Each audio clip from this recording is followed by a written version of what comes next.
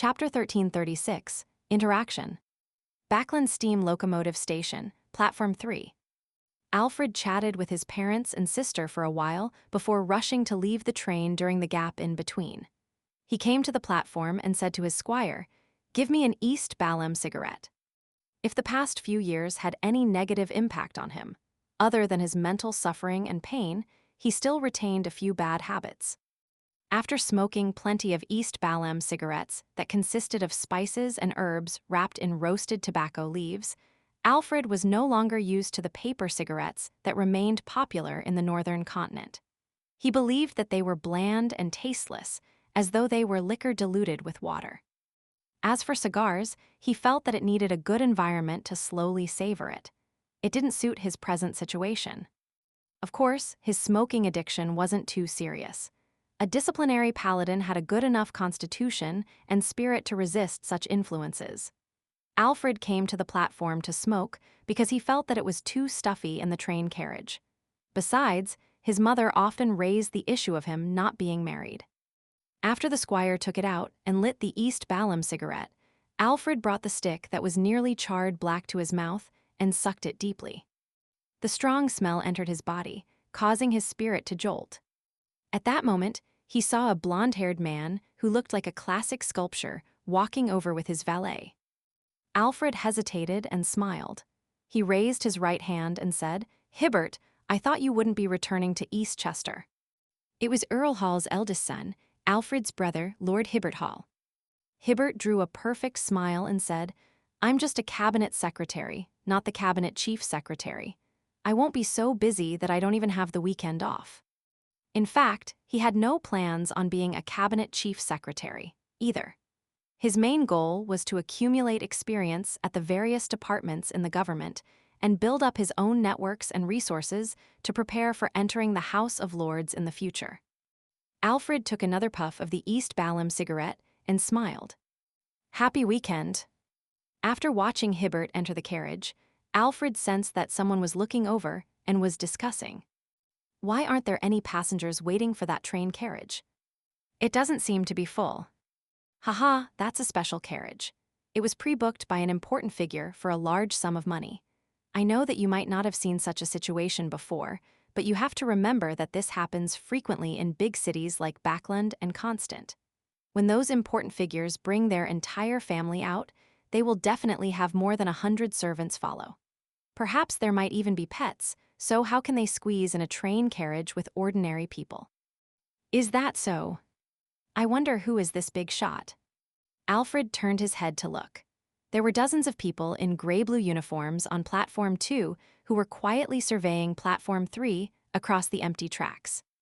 The distance between the two parties wasn't small. If Alfred's hearing wasn't outstanding, he wouldn't be able to figure out what they were discussing. "They are," Alfred turned to ask his adjutant. He could only recognize that the uniform they were wearing belonged to a railway company. The adjutant turned around immediately and asked the staff at the platform.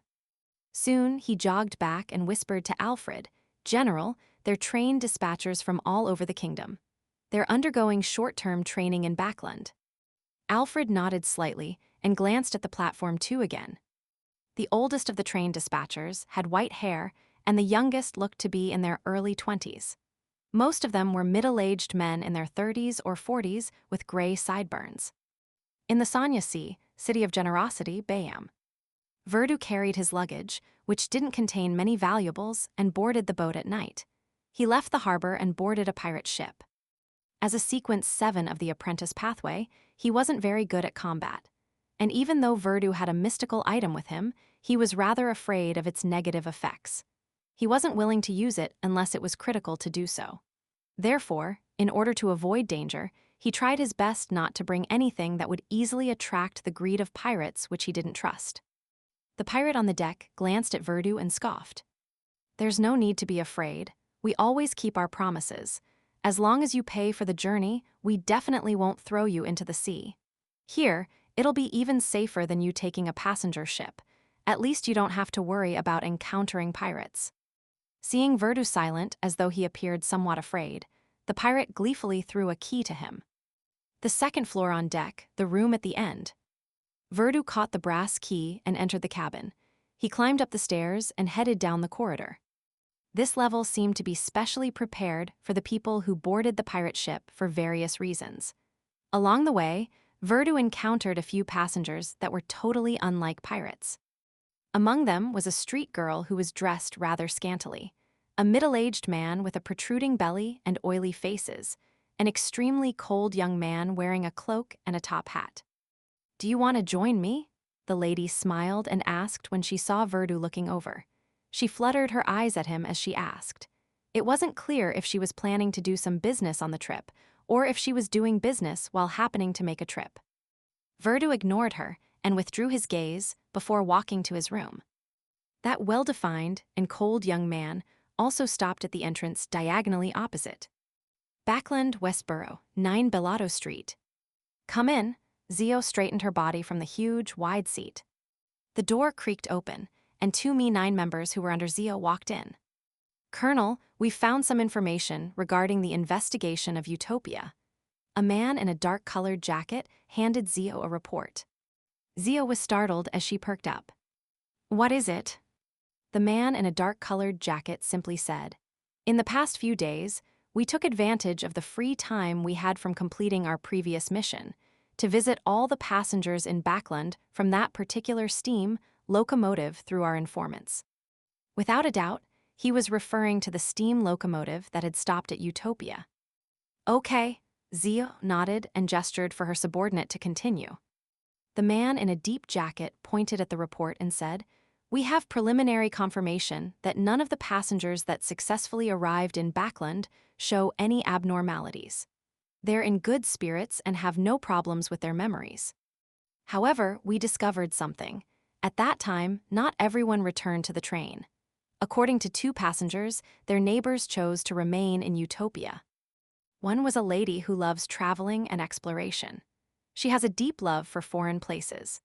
After witnessing the outstanding red wine, desserts, and unique fizzling iced tea in Utopia, she decided to give up on her original plans and stayed in this small, unique city for a while longer to discover even more wonderful things.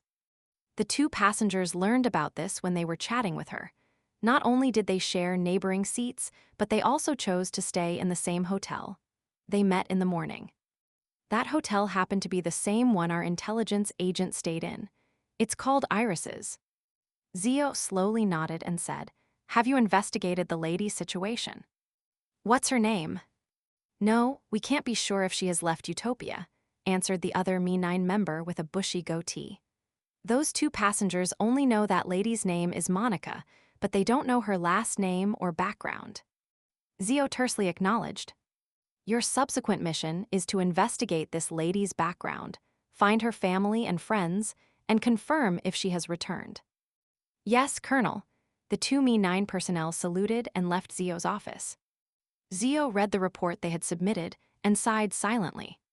Compared to her subordinates, she was actually closer to the truth of Utopia. She already knew that it was a ritual that had a certain connection with J.M. and Sparrow. However, she had no way of reporting this news to her superiors for credit. Without mentioning the origins of the information, Zio needed to consider whether J.M. and Sparrow was willing to let this news leak out. "Perhaps I can try contacting J.M. and Sparrow and ask him for his opinion." Zio tidied her desk in thought and left MI9. After changing her clothes, she returned to East Borough and the Bridge area. She headed to different bars, just like back in her bounty hunter days, to gather all sorts of information from different people. During this process, she asked about Utopia in passing, but no one had heard of it. Finally, Zio entered a bar located in the Backland Bridge area and sat on a high stool. She said to the bartender, "Anyone suspicious recently?" "A lot of people are suspicious, but they don't have any bounty," the bartender replied casually. Zio circled around this topic for more information, and when done, she asked according to plan, "Have you heard of Utopia?" "I've heard of it," the bartender replied as he wiped the glass. Zio moved her gaze from the bar counter up slowly. She looked at the bartender and asked, "Where from?" "There was a guest who came earlier, and he controlled his drinking," the bartender said indifferently. "I promoted our specialty cocktail to him. He said that he has other things to do, so he could only drink a glass of beer. I praised him and asked where he came from. He said, Utopia. Wendell had just finished his breakfast when the doorbell rang. Through the peephole, he saw a police officer in a black and white checkered uniform standing outside. He opened the door in puzzlement. "Might I ask what's the matter?" Wendell asked politely. This house was a place he had been assigned to after coming to Backland. This was because he would be staying in this city for quite some time, receiving internal investigations and monitoring. The police officer was still young and a little inexperienced. He was only in his early 20s. He forced a smile and said to Wendell, "Hello, I'm Biles, a police officer. There's a case that requires you to provide testimony in court." "What case?" Wendell frowned slightly. The young policeman named Biles said with a polite smile, "It's the Tracy homicide case in Utopia." Wendell's eyes widened.